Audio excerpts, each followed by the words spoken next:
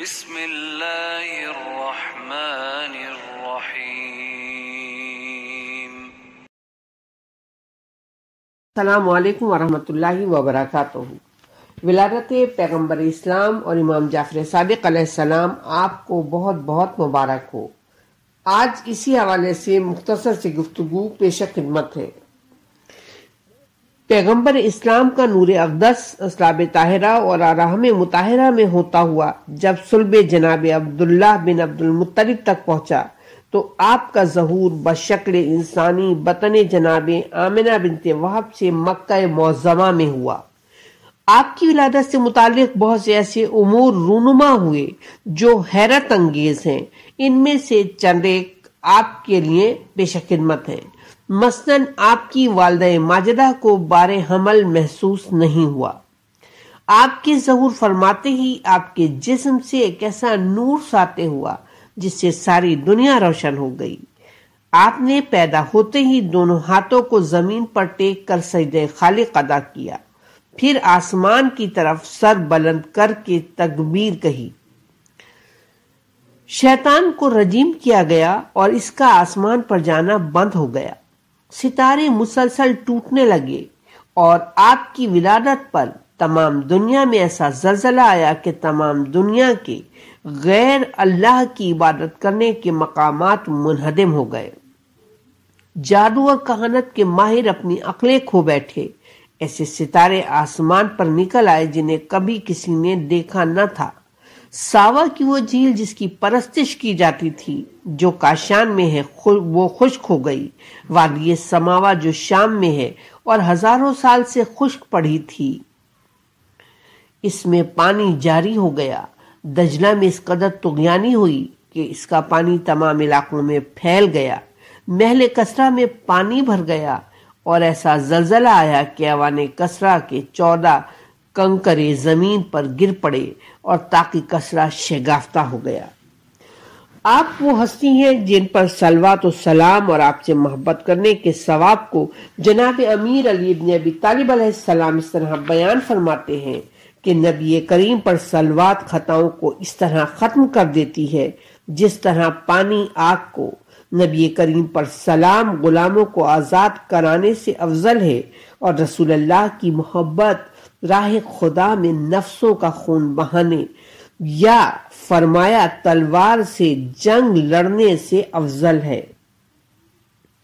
جو شخص نماز صبح اور نماز مغرب کے بعد اپنے پیروں کو حرکت دینے اور کسی سے گفتگو کرنے سے پہلے کہے ان اللہ و ملائکتہ یصلون علی النبی یا ایھا الذین آمنوا صلوا علیہ وسلموا تسلیما اللہم صل علی محمد النبی و ذریتہ، بے شک اللہ تعالیٰ اس کے فرشتے نبی پر صلوات بھیجتے ہیں۔ اے ایمان والو، تم بھی ان پر صلوات بھیجو جیسا سلام بھیجنے کا حق ہے۔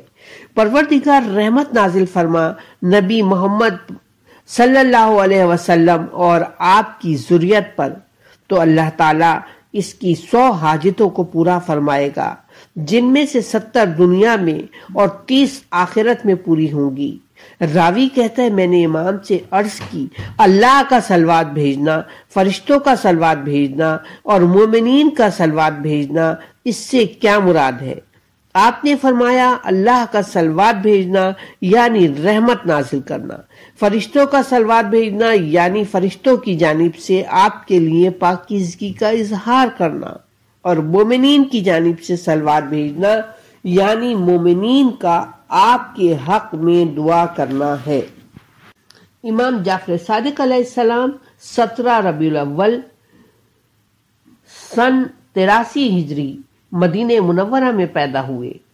آپ کی ولادت کی تاریخ کو خداوند عالم نے بڑی عزت دے رکھی ہے۔ احادیث میں ہے کہ اس تاریخ کو روزہ رکھنا 1 سال کے روزے کے برابر ہے۔ ولادت کے بعد ایک دن حضرت امام محمد باقر علیہ السلام نے فرمایا کہ میرا یہ فرزند ان چند مخصوص افراد میں سے ہے جن کے وجود سے خدا نے بندوں پر احسان فرمایا ہے اور یہی میرے بعد میرا جانشین ہوگا۔ امام جعفر صادق علیہ السلام کے بعض ارشادات اس وقت ہم آپ کی خدمت میں پیش کر رہے ہیں تاکہ امام کے ان ارشادات کو ہم اپنی عملی زندگی میں عملی جامہ پہنا سکیں۔ آپ ارشاد فرماتے ہیں جو شخص کسی برادر مومن کا دل خوش کرتا ہے خداوند عالم اس کے لیے ایک فرشتہ پیدا کرتا ہے جو اس کی طرف سے عبادت کرتا رہتا ہے اور قبر میں مونس و تنہائی، قیامت میں ثابت قدمی کا باعث، منزل شفاعت میں شفیع اور جنت میں پہنچانے میں رہبر ہوگا۔ آپ ارشاد فرماتے ہیں عمل خیر نیک نیتی سے کرنے کو سعادت کہتے ہیں۔ توبہ میں تاخیر نفس کا دھوکہ ہے۔ آپ کا ارشاد ہے 4 چیزیں ایسی ہیں جن کی قلت کو کثرت سمجھنا چاہیے۔ نمبر 1 آگ، نمبر 2 دشمنی، نمبر 3 فقیری، نمبر 4 مرض۔ آپ کا ارشاد ہے شیطان کے غلبے سے بچنے کے لیے لوگوں پر احسان کرو۔ جب اپنے کسی بھائی کے ہاں جاؤ تو صدر مجلس میں بیٹھنے کے علاوہ اس کی ہر نیک خواہش کو مان لو۔ آپ ارشاد فرماتے ہیں لڑکی نیکی رحمت ہے اور لڑکا نعمت ہے، خدا ہر نیکی پر ثواب دیتا ہے اور ہر نعمت پر سوال کرے گا۔ آپ کا ارشاد ہے بخشش سے روکنا خدا سے بدظنی ہے۔ دنیا میں لوگ باپ دادا کے ذریعے متعارف ہوتے ہیں اور آخرت میں اعمال کے ذریعے پہچانے جائیں گے۔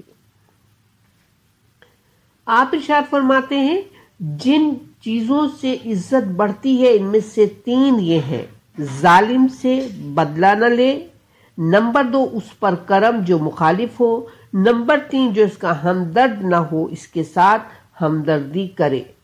ہم پروردگار عالم کی بارگاہ میں دعا گو ہیں کہ پروردگار ہمیں ائمہ معصومین کی سیرت پر چلنے کی توفیق عطا فرما اور اپنی آخری حجت امام زمانہ کے ظہور میں تعجیل فرما۔ ربنا تقبل منا انک انت السمیع العلیم۔